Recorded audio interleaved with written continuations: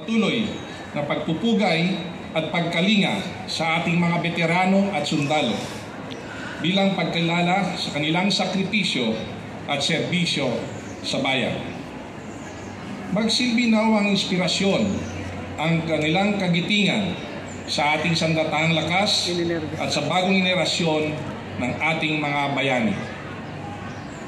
Ngayon, higit kailanman, ating paigtingin ang pagkakaisa ng sambayanan upang iwaksi at pabulaanan ang mga kasinungalingan at maling impormasyon na pinalalaganap ng mga naglalayong tayo ay supilin at magkabaha-bahagi.